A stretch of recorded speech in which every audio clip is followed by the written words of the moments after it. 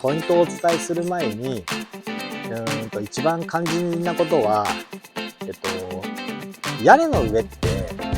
実際にどうなってるのかってわからないじゃないですか。なので、しっかりポイントを掴んで、業者さんに、確認をして、で、どういう状態になってるのかっていうのを、しっかり知るというのが大事なポイントじゃないかなと思います。なので、業者任せにはしないというのが、一つ一番大事なポイントかなと思うんですけど、その中で、細かくですね、